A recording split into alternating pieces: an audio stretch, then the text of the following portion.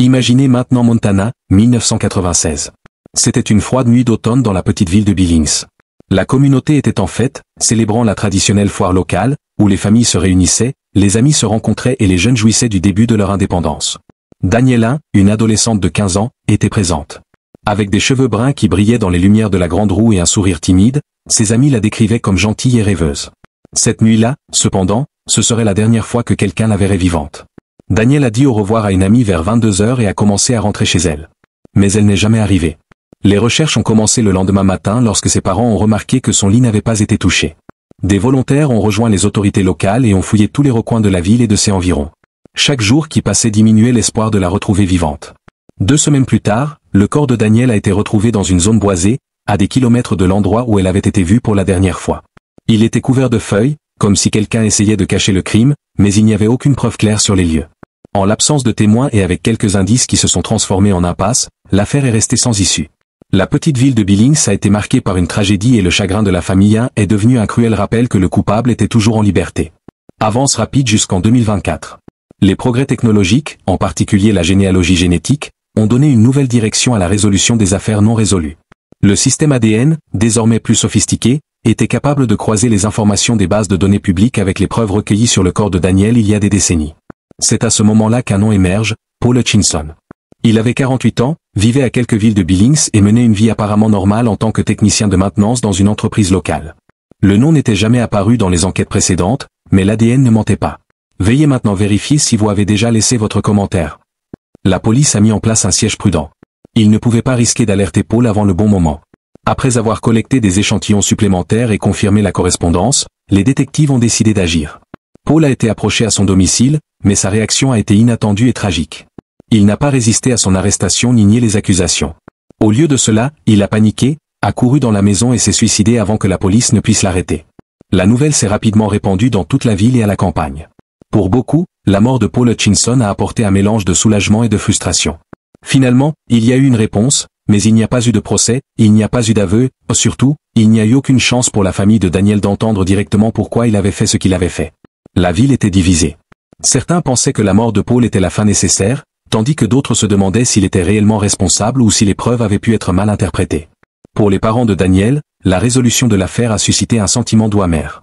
La justice a mis 28 ans à arriver, mais l'absence de Danielle reste une blessure ouverte. Ils ont regardé de vieilles photos, des lettres manuscrites et la couverture qu'elle cousait avant de disparaître.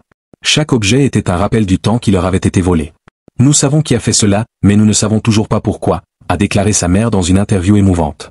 Le cas de Daniela est devenu un exemple puissant de l'impact de la science sur le système judiciaire, mais aussi une leçon douloureuse sur le coût du temps perdu. Discussion avec les scénaristes GPT.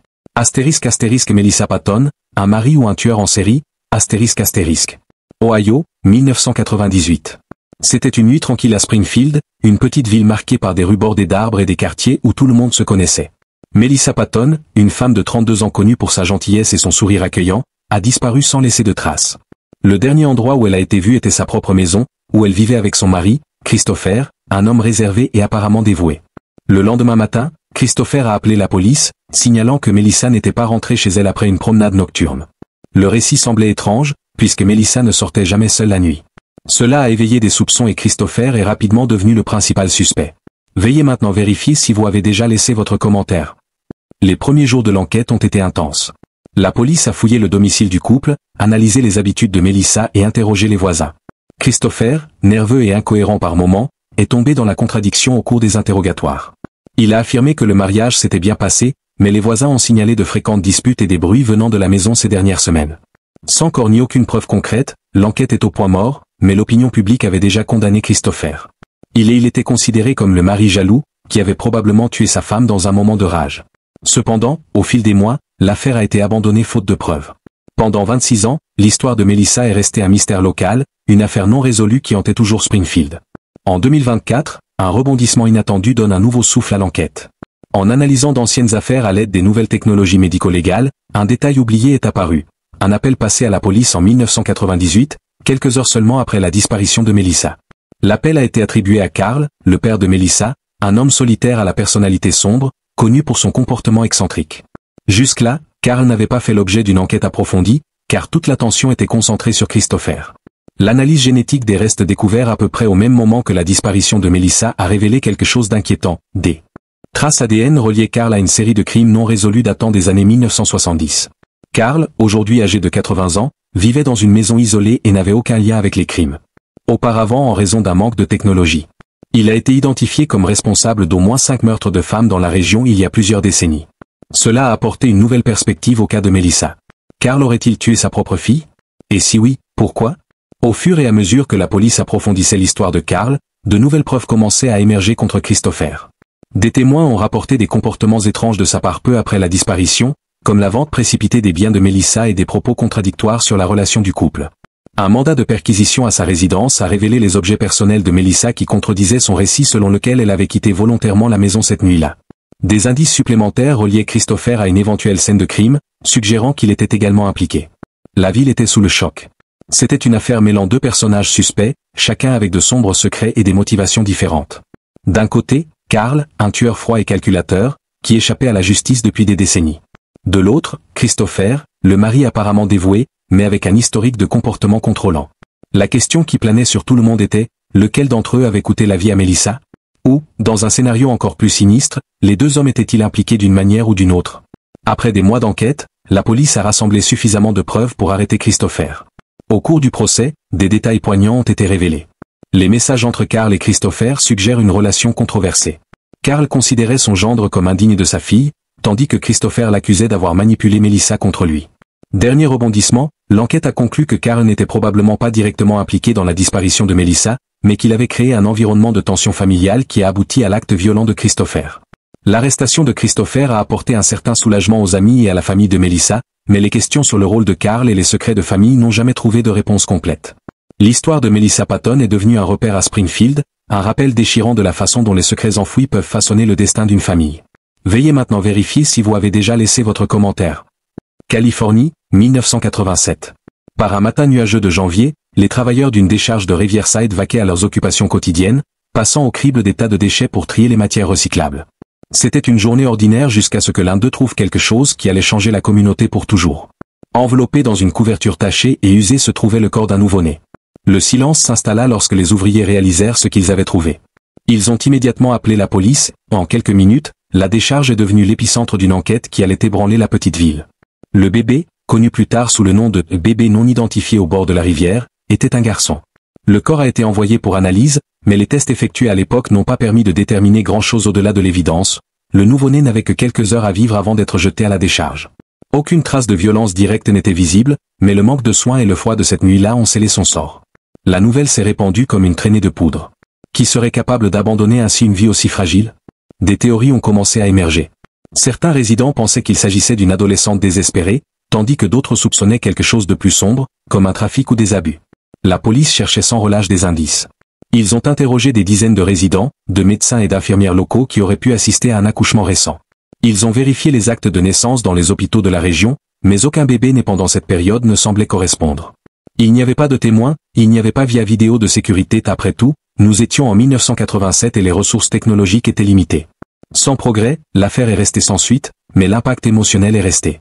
Pendant des années, le bébé non identifié au bord de la rivière est resté dans les mémoires comme un symbole de douleur et d'abandon, avec une simple pierre tombale marquée uniquement des mots « ange inconnu ». Des décennies ont passé. En 2024, une nouvelle ère de science médico-légale a apporté l'espoir de résoudre d'anciens mystères. L'utilisation de la généalogie génétique, une technique qui croise l'ADN trouvé sur les scènes de crime avec des bases de données publiques, a commencé à rouvrir des affaires non résolues. L'ADN du nouveau-né, collecté en 1987 et soigneusement conservé, a été à nouveau analysé grâce à cette technologie. Cette fois, les résultats ont donné une solide avance, un jumelage partiel avec les membres d'une famille de la région de Riverside. Les enquêteurs avaient enfin quelque chose à dire. La traque a conduit à Melissa Jean Avila, une femme de 55 ans qui vivait toujours en Californie, à quelques villes seulement du lieu où tout s'est passé. Melissa a eu une vie difficile. Dans les années 1980, c'était une jeune de 18 ans connue pour être réservée et parfois distante.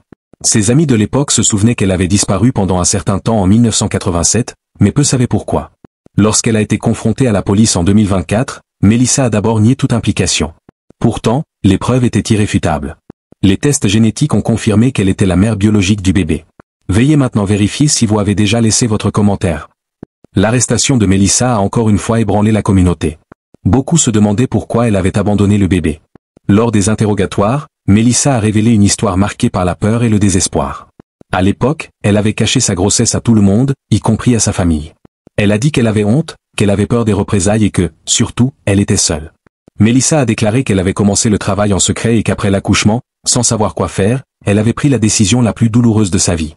Le procès de Melissa a été un spectacle qui a divisé les opinions. Certains la considéraient comme une criminelle qui devait payer pour ce qu'elle avait fait, tandis que d'autres la considéraient comme une jeune femme vulnérable qui avait pris une décision tragique par désespoir. Au cours du procès, sa défense a fait valoir que, même si son action était indéniablement erronée, Melissa était également victime d'une société qui ne lui offrait pas de soutien lorsqu'elle en avait le plus besoin. Des experts ont été convoqués pour discuter de sujets tels que l'abandon néonatal, la santé mentale et le manque de politique de protection des jeunes mères à l'époque. L'affaire a mis en lumière des discussions difficiles mais nécessaires sur la maternité, la culpabilité et le pardon. Au tribunal, Melissa s'est excusée en larmes, affirmant qu'elle portait le poids de sa décision chaque jour de sa vie. « J'ai aimé mon fils, même si pour une courte période », a-t-elle déclaré, laissant le public silencieux. La peine finale était un mélange de punition et de réhabilitation, reflétant à la fois la gravité de l'acte et les circonstances qui y ont conduit. L'affaire du bébé non identifié de Riverside a finalement été close, mais l'histoire a laissé un héritage. Pour beaucoup, cela a apporté un sentiment de clôture, mais aussi une invitation à réfléchir sur la manière de soutenir les jeunes en situation de vulnérabilité. La petite pierre tombale du bébé a été mise à jour avec son nom et la communauté s'est réunie pour lui rendre hommage, non pas comme un symbole d'abandon, mais comme un symbole d'une histoire qui a finalement trouvé des réponses après des décennies. Wisconsin, 1963. C'était une nuit glaciale de novembre, typique du Midwest américain, avec des vents mordants et un ciel sombre parsemé d'étoiles. Wayne Pratt, un jeune homme de 27 ans connu pour sa gentillesse et son dévouement au travail, était en service dans la petite station-service de la ville de Cedar Springs. Située au bord d'une route déserte, la gare était un point d'arrêt pour les voyageurs, les camionneurs et les habitants de la région. Mais cette nuit-là, quelque chose de terrible s'est produit. Veuillez maintenant vérifier si vous avez déjà laissé votre commentaire. Le quart de travail de Wayne avait commencé comme d'habitude. Il avait fait le plein de voitures, parlé au chauffeur et même aidé un chauffeur de camion à changer un pneu. Vers 23 heures, il a été vu pour la dernière fois par une cliente régulière, Madame Henderson, qui se souvient de l'avoir salué alors qu'il nettoyait la vitre d'une voiture. Lorsque le propriétaire de la station est arrivé le lendemain matin, il a trouvé les lumières allumées, la caisse ouverte et des taches de sang sur le sol près de la pompe à essence. Wayne, cependant, avait disparu sans laisser de traces. L'enquête a commencé immédiatement, mais les indices étaient rares. Il n'y avait aucun témoin direct, aucune caméra de sécurité ni aucune preuve concrète sur les lieux, hormis des taches de sang et quelques traces de pneus sur l'asphalte. La police locale a interrogé toutes les personnes présentes au commissariat cette nuit-là et les jours précédents, mais personne ne semblait détenir d'informations utiles. La seule piste prometteuse était une vague description d'une voiture noire aperçue à toute vitesse la nuit de la disparition. Sans corps, sans suspect clair et sans nouvelle piste, l'affaire est restée sans suite. Cedar Springs, une petite communauté où tout le monde se connaissait, ne s'est jamais remise de la disparition de Wayne. On se souvient de lui comme d'un jeune homme travailleur qui rêvait d'économiser de l'argent pour démarrer sa propre entreprise. Les années ont passé, mais le mystère de ce qui est arrivé à Wayne Pratt est resté une blessure ouverte dans la mémoire de la ville. Avance rapide jusqu'en 2024, plus de 6 décennies après cette nuit fatidique. Une découverte inattendue dans un entrepôt de la commune voisine apporte un nouvel éclairage sur l'affaire. Lors d'une inspection de routine d'une unité de stockage abandonnée, un ouvrier a trouvé une vieille boîte contenant un pistolet rouillé, ainsi que d'autres objets apparemment sans valeur. Le propriétaire de l'entrepôt, curieux, a remis le matériel à la police locale, qui a décidé d'examiner l'arme. Les tests balistiques modernes ont révélé quelque chose d'extraordinaire. L'arme était liée à une balle trouvée sur les lieux du crime de Wayne Pratt en 1963. Grâce à ces nouvelles preuves, les enquêteurs ont commencé à relier les points. L'arme a été attribuée à un homme nommé Gerald Red Morgan, un chauffeur de camion qui traversait fréquemment la région dans les années 1960. Gerald était connu pour sa personnalité capricieuse et ses antécédents de délits mineurs, mais au moment de la disparition de Wayne, il avait bougé brusquement et n'a plus jamais été revu dans les environs. L'enquête a révélé que Gerald était décédé en 1992, mais ces dossiers révélaient un passé sombre, notamment une implication présumée dans d'autres crimes violents. La police a approfondi son enquête en interrogeant des personnes qui connaissaient Gerald et en analysant d'anciens documents. Ils ont découvert que Gerald se trouvait dans le comté de Cedar Springs la nuit de la disparition de Wayne. Des témoins qui l'ont décrit comme nerveux et agressif ont confirmé qu'il conduisait une voiture noire semblable à celle vue sur les lieux du crime. Preuve circonstancielle, les soldats ont commencé à s'aligner et l'arme trouvée dans l'entrepôt est devenue la dernière pièce du puzzle. Lors d'une conférence de presse émouvante, le chef de la police de Cedar Springs a annoncé la conclusion de l'affaire. Il pensait que Gerald Morgan avait tenté de cambrioler la station cette nuit-là, mais avait été confronté à Wayne, qui avait probablement tenté d'arrêter le crime. La situation s'est aggravée, entraînant la mort de Wayne. Gerald a ensuite pris le corps, le cachant quelque part où il n'a jamais été retrouvé, et a fui la ville. La découverte de l'arme et les progrès de la balistique moderne ont enfin apporté des réponses à un mystère qui hante la communauté depuis plus de 60 ans. Veuillez maintenant vérifier si vous avez laissé votre commentaire.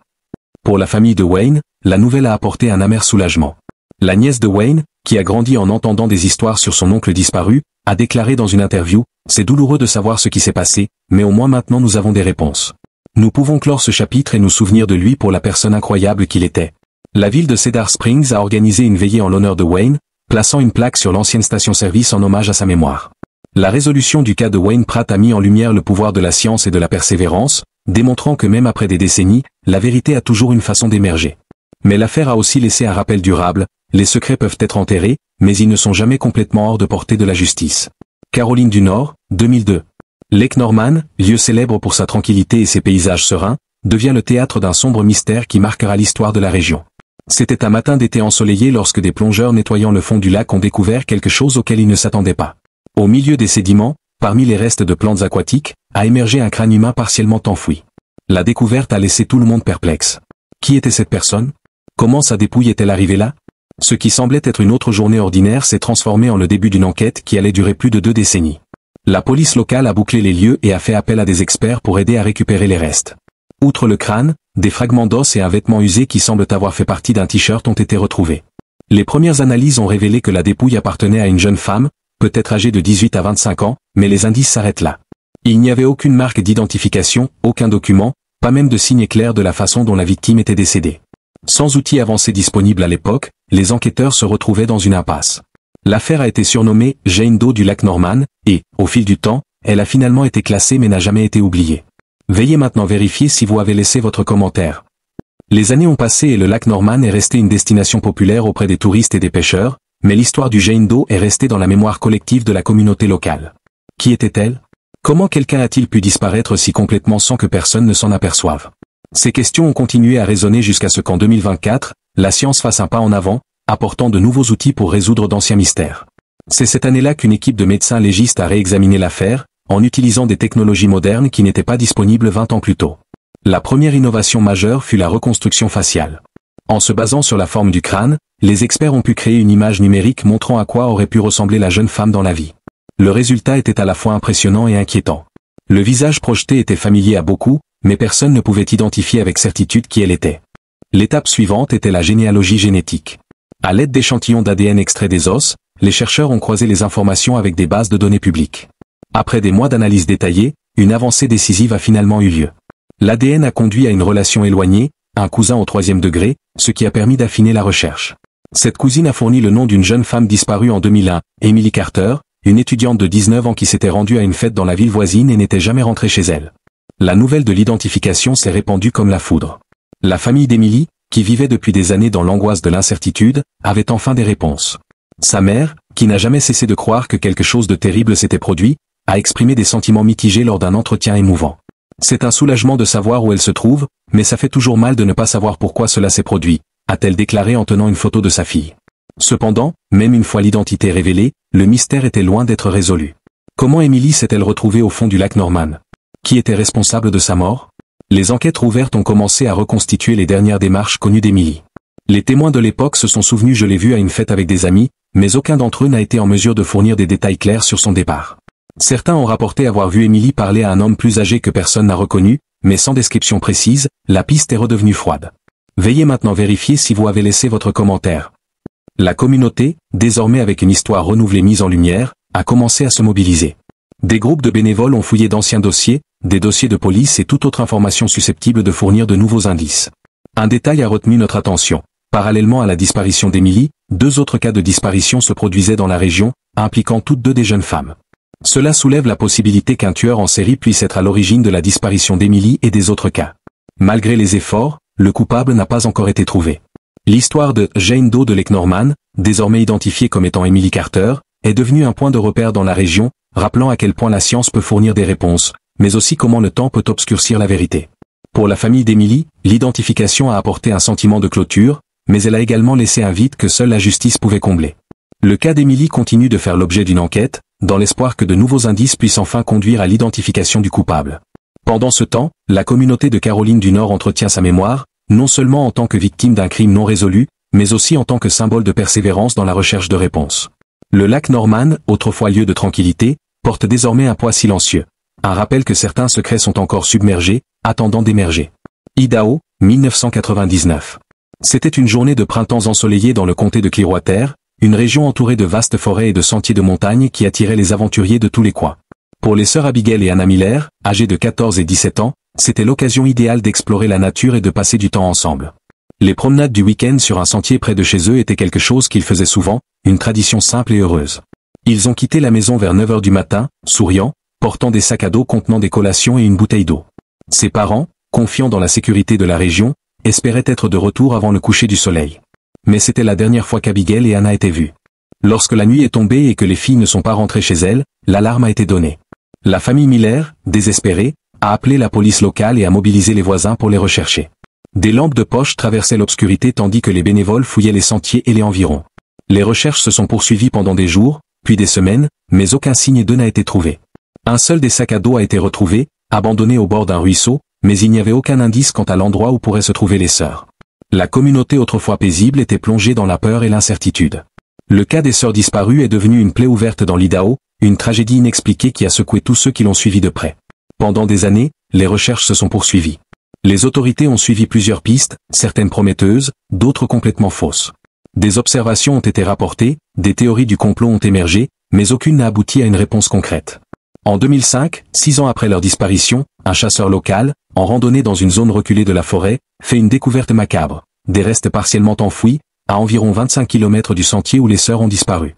Les vêtements et effets personnels trouvés près des corps ont confirmé ce que tout le monde craignait, il s'agissait d'Abigail et d'Anna. Veuillez maintenant vérifier si vous avez laissé votre commentaire. La découverte a apporté une certaine conclusion mais peu de réponses. La cause du décès n'a pas pu être déterminée en raison de la décomposition, et il n'y avait aucune preuve évidente sur les lieux permettant d'identifier un suspect. L'enquête est redevenue froide, devenant une autre affaire classée. La famille Miller, dévastée, a tenté de tourner la page, mais la douleur de la perte n'a jamais disparu. Nous voulons justice, mais nous voulons surtout savoir ce qui s'est passé, a déclaré le père des filles dans des entretiens émouvants qui ont touché le cœur de tous. Les décennies passèrent et l'affaire semblait vouée à l'oubli, jusqu'à ce qu'en 2024 la science moderne apporte une lueur d'espoir. Dans le cadre d'un programme d'État visant à examiner les affaires non résolues, les enquêteurs ont réexaminé les preuves trouvées sur les lieux où les corps ont été découverts. Un détail jusqu'alors négligé a retenu notre attention, une seule mèche de cheveux, collectée mais jamais analysée en raison des limites technologiques de l'époque. Grâce aux outils avancés d'analyse génétique désormais disponibles, la mèche de cheveux a été soumise à des tests ADN détaillés. Les résultats ont été extraordinaires. L'ADN a identifié un homme nommé Daniel Porter, un ancien résident de la région ayant des antécédents de délits mineurs et de comportements suspects. Au moment de la disparition en effet, Daniel vivait à moins de 16 km du sentier, mais n'avait jamais été considéré comme un suspect sérieux, principalement en raison d'un manque de preuves concrètes. Il avait quitté l'État en 2000 et menait depuis une vie apparemment ordinaire. Forte de ces nouvelles preuves, la police locale, en collaboration avec les autorités fédérales, a localisé Daniel dans une banlieue de Portland. Lorsqu'il a été confronté à cette affaire, il a nié toute implication, mais les enquêteurs ont trouvé des incohérences dans son récit. Une perquisition dans leur résidence a révélé des objets appartenant aux sœurs Miller, notamment un collier qu'Anna portait fréquemment et que la famille croyait perdu à jamais. L'arrestation de Daniel Porter a ravivé l'intérêt pour l'affaire et a apporté un mélange de soulagement et d'indignation à la communauté de l'Idaho. Au cours du procès, de sombres détails sont apparus. Des témoins rapportent que Daniel avait l'habitude d'observer les randonneurs sur le sentier et qu'à au moins une occasion, il avait été vu en train de suivre quelqu'un. Les preuves génétiques et les biens trouvés en sa possession ont scellé sa condamnation. Il a été condamné à la prison à vie sans possibilité de libération conditionnelle.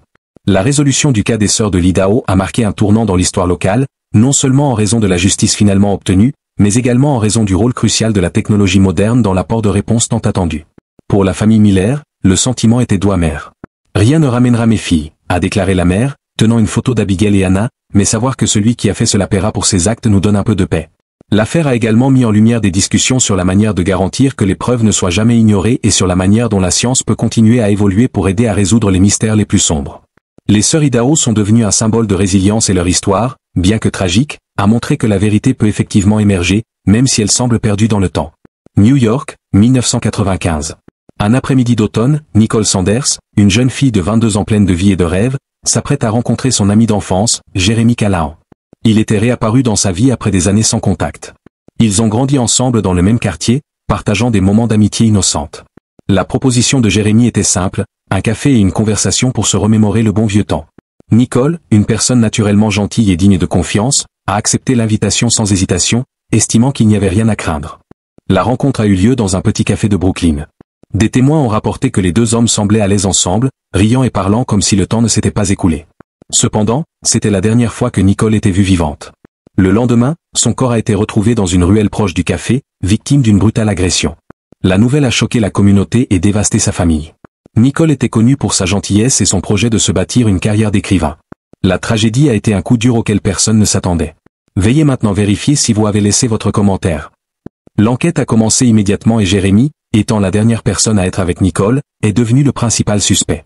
Il a été interrogé et a présenté un alibi détaillé. Jérémy a affirmé qu'il avait dit au revoir à Nicole vers 20h et qu'il était rentré directement chez lui. Sans témoin direct pour nier sa version et faute de preuves matérielles le liant au crime, il a été libéré. Malgré cela, beaucoup se méfiaient de lui. Le comportement de Jérémy semblait étrange et son histoire comprenait de petits incidents de comportement obsessionnel dans le passé, mais rien qui puisse l'incriminer directement. L'affaire est restée sans réponse, laissant la famille de Nicole sans réponse et sans justice. Les décennies ont passé et le nom de Nicole Sanders est devenu une affaire classée parmi tant d'autres crimes non résolus à New York. Cependant, en 2024, une avancée technologique a mis au jour un sombre secret qui allait tout changer. Lors d'une opération policière sans rapport avec d'anciens appareils confisqués à un hacker, les enquêteurs ont récupéré une série de messages cryptés. Parmi eux se trouvait une vieille conversation entre Jérémy, datée de 1995, avec un ami inconnu. Les messages révélaient un plan méticuleux, dans lequel Jérémy décrivait ses intentions d'attirer Nicole à un rendez-vous avec l'intention de lui faire du mal. Les messages étaient inquiétants. Ils ont détaillé non seulement la rencontre, mais aussi un profond ressentiment que Jérémy semblait nourrir envers Nicole depuis son enfance. Il a mentionné qu'il se sentait inférieur à elle, pensant que Nicole l'avait toujours vu comme quelqu'un de plus petit. Les messages montraient que le crime n'était pas un acte impulsif, mais plutôt prémédité, ce qui rendait l'affaire encore plus tragique. Fort de ces nouvelles preuves, les enquêteurs ont rouvert le dossier de Nicole Sanders. Jérémy, aujourd'hui âgé de 50 ans et vivant dans une petite ville de campagne, a été localisé et arrêté. Lors de son interrogatoire, il a tenté de nier les accusations, mais les messages cryptés constituaient une preuve irréfutable. De plus, de nouvelles analyses médico-légales effectuées avec des technologies modernes sur d'anciennes preuves, telles que des mèches de cheveux trouvées sur les lieux du crime, l'ont également directement lié au meurtre de Nicole. Après des semaines de procès, Jérémy a été reconnu coupable et condamné à la prison à vie. L'arrestation de Jérémy a apporté un sentiment de justice tardive à la famille de Nicole.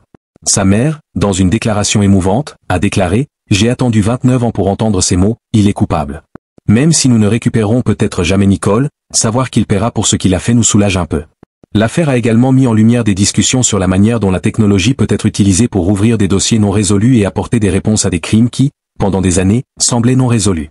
L'histoire de Nicole Sanders nous rappelle sombrement à quel point les personnes en qui nous avons confiance peuvent cacher des intentions dangereuses.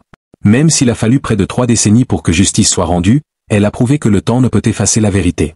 L'héritage de Nicole reste un symbole de force pour sa famille et sa communauté, et son histoire sert d'avertissement sur les dangers de sous-estimer les signes d'obsession et de ressentiment.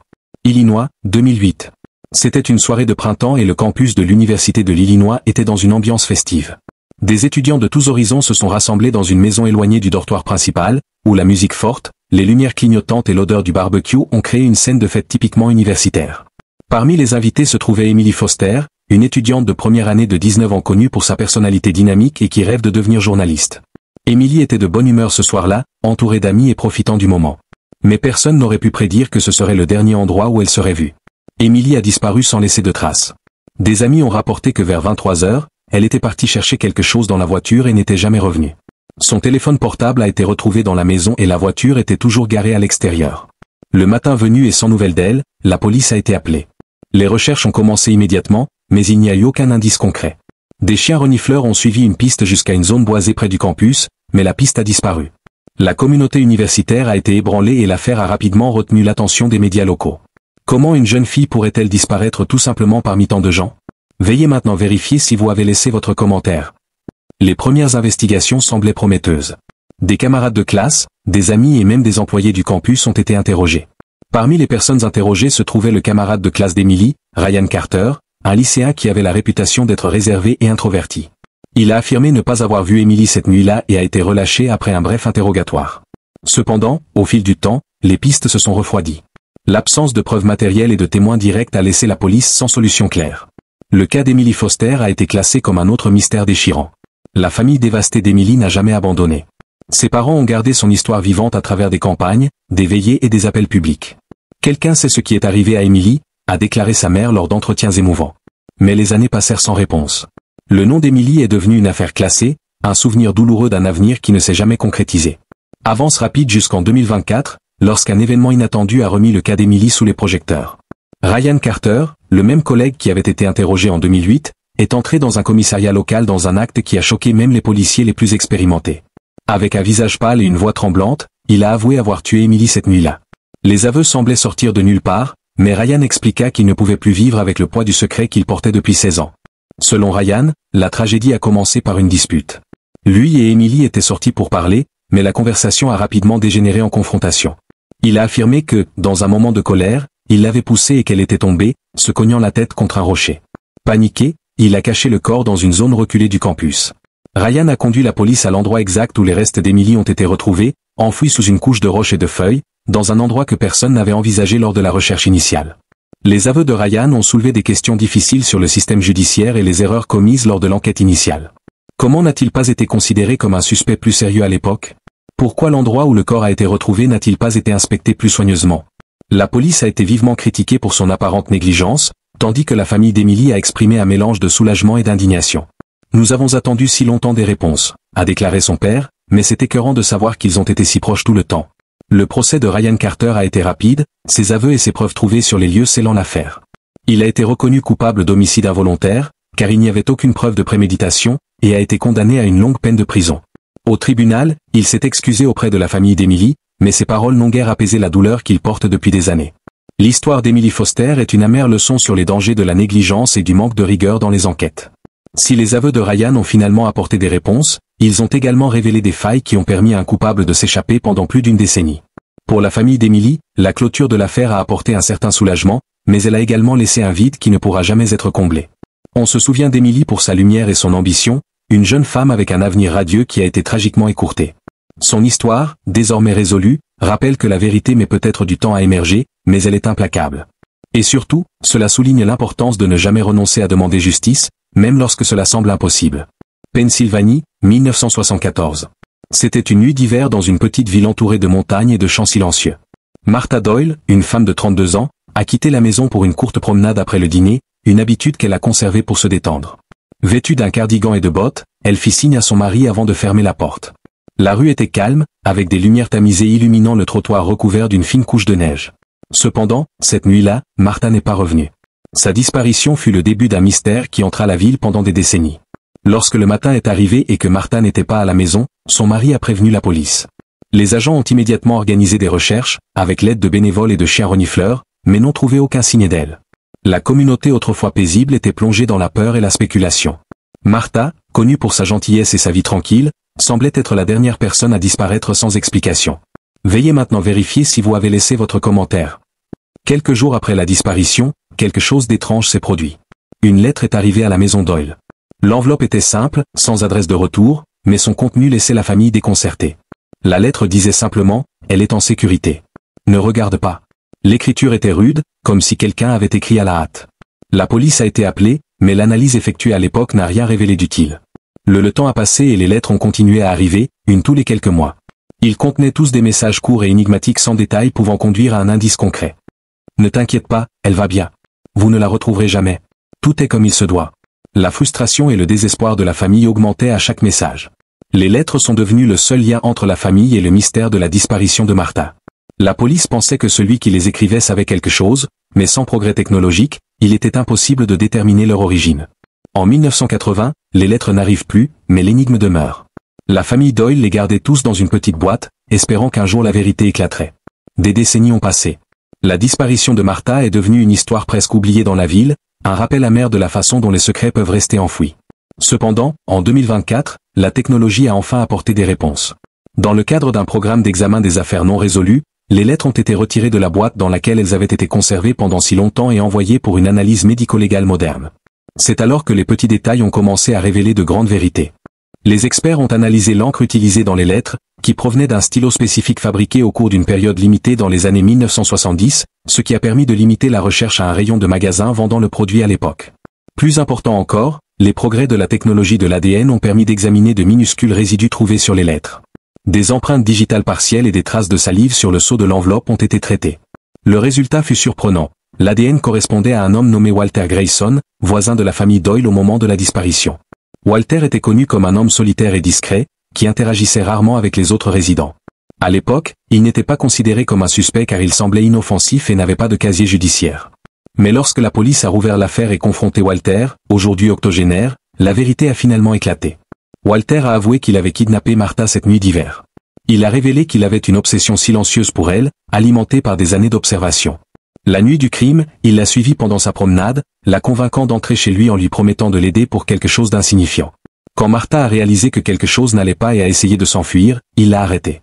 Tragiquement, Walter a avoué que Martha était décédée quelques semaines plus tard en raison de complications de santé résultant de sa captivité. Il avait enterré son corps dans une forêt voisine et avait envoyé des lettres pour tromper la police et tenir la famille en haleine.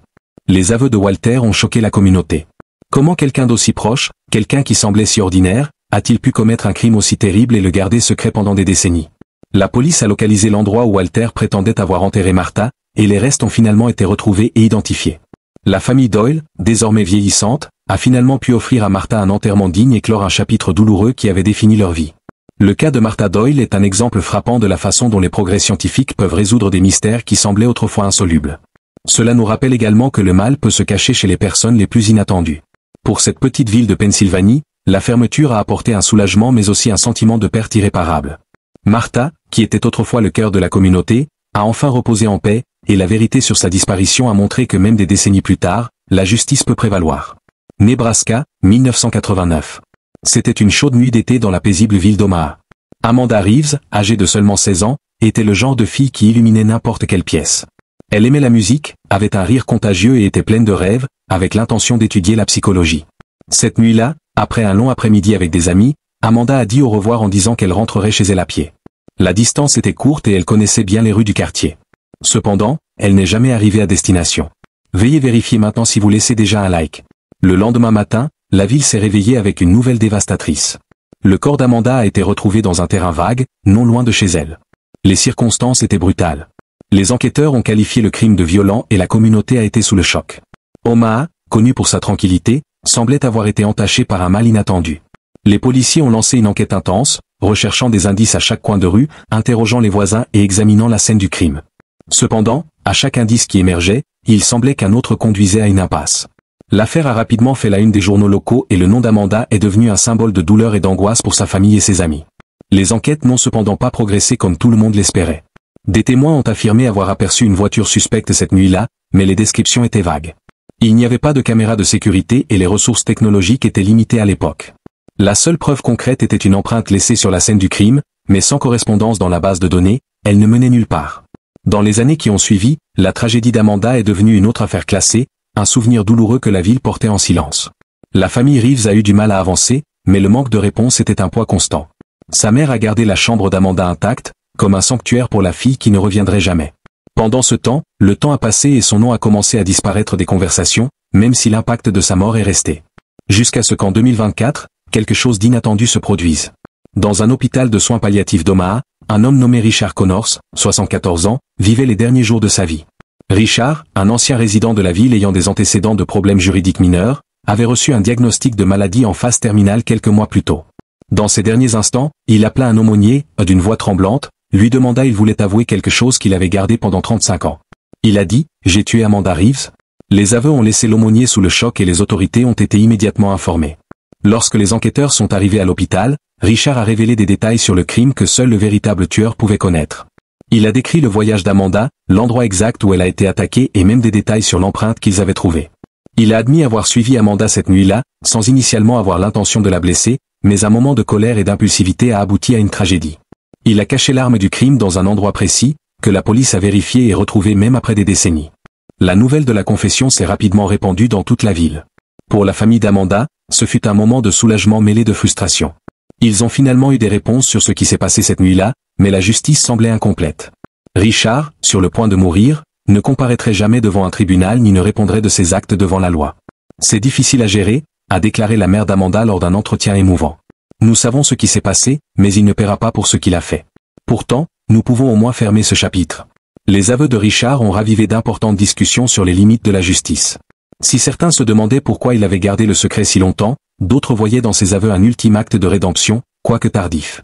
La communauté d'Omaha, marquée par des décennies d'incertitude, s'est rassemblée pour rendre hommage à Amanda, en organisant une veillée en son honneur et en transformant le terrain vague où elle a été retrouvée en un petit mémorial. Veuillez maintenant vérifier si vous avez laissé votre commentaire. L'histoire d'Amanda Reeves est un rappel doux amer de la façon dont le temps peut enterrer les secrets, mais aussi de la manière dont la vérité peut émerger, même dans les circonstances les plus inattendues. Bien que la justice traditionnelle n'ait pas été respectée, ces aveux ont apporté un certain soulagement à ceux qui pleuraient sa perte. Pour Omaha, le cas d'Amanda reste un rappel durable de l'importance de ne jamais renoncer à chercher des réponses, peu importe le temps qui passe. Colorado, 2010. Le soleil brillait sur les montagnes, illuminant les sentiers sinueux qui traversaient un terrain accidenté et difficile. C'était une journée parfaite pour la compétition cycliste annuelle, qui réunissait des athlètes de différentes régions du pays pour défier leurs limites dans une course alliant endurance, technique et courage. Parmi les concurrents se trouvait Daniel Brigg, 29 ans, amateur d'aventure en plein air et compétiteur fréquent dans cette discipline. Daniel, avec son esprit déterminé et son sourire facile, était connu pour être un athlète dévoué et pour sa passion pour l'exploration de l'inconnu. La course a démarré sans problème, les cyclistes avançant le long des sentiers balisés, plongés dans la beauté naturelle et l'adrénaline de la compétition. Daniel était au milieu du peloton lorsqu'il a été aperçu pour la dernière fois, à environ 40 km du départ.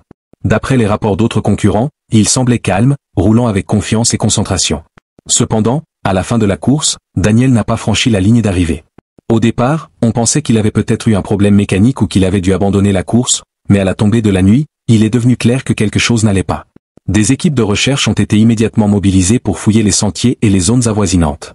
Le vélo de Daniel, un modèle orange flashy, aurait dû être facile à repérer, mais il n'y avait aucune trace de celui-ci ni d'aucun de ses effets personnels. Des hélicoptères ont survolé la région et des chiens renifleurs ont été amenés à la rescousse, mais les recherches, jour après jour, n'ont rien donné. La disparition de Daniel est devenue un mystère qui a dévasté la communauté locale et ses amis. Comment un homme a-t-il pu disparaître sans laisser de traces dans une compétition aussi chargée? Au fil des années, l'affaire a perdu de sa visibilité, devenant peu à peu archivée comme un mystère non résolu. Cependant, la famille de Daniel n'a jamais abandonné. Ses parents maintenaient un contact constant avec les autorités, tandis que ses amis organisaient des veillées annuelles en son honneur, cherchant à garder vivant la mémoire de Daniel et l'espoir de réponse. L'idée qu'il ait été victime d'un accident semblait plausible, mais l'absence de preuves concrètes alimentait des théories plus sombres. Était-il possible que Daniel ait été la cible d'un crime? En 2024, 14 ans après sa disparition, un coup de téléphone anonyme change tout. L'appel, adressé au service de police local, a fourni des informations détaillées sur un endroit éloigné, à l'écart du sentier principal, où les restes d'un corps et d'un vélo ont été enterrés. La voix du plaignant était calme, mais suffisante pour piquer l'intérêt des enquêteurs. La police a organisé une équipe pour vérifier l'endroit décrit, à son arrivée, a trouvé ce qui semblait être un tombeau de fortune. Sous une couche de terre et de roches se trouvaient les restes d'un homme, ainsi qu'un vélo orange rouillé. Les tests médico-légaux ont rapidement confirmé que la dépouille appartenait à Daniel Brigg. Le vélo, encore reconnaissable malgré son usure, corrobore l'identité. Mais ce qui a le plus retenu l'attention, c'est l'état des restes. Des fractures du crâne indiquaient un traumatisme important et il n'y avait aucun signe d'un accident de vélo ordinaire. Cela a amené la police à envisager la possibilité d'une attaque intentionnelle. Quelqu'un avait-il planifié la mort de Daniel? Et pourquoi? L'enquête a été rouverte et des détails ont commencé à apparaître. Les enquêteurs ont revisité les dossiers du concours de 2010, interrogeant à nouveau les concurrents, les organisateurs et les bénévoles. Un nom commença à se démarquer, celui d'un concurrent qui s'était retiré de la course au même endroit où Daniel avait été vu pour la dernière fois.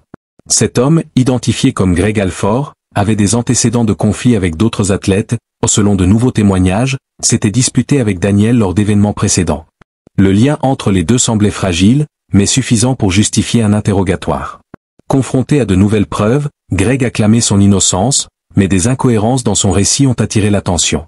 Le plus intriguant était le fait qu'il avait travaillé comme guide sur les sentiers à proximité de l'endroit où le corps avait été retrouvé, une connaissance qui expliquerait comment quelqu'un pouvait enterrer la dépouille de Daniel sans être découvert. Le siège commença à se lever, mais Greg nie a toute implication directe.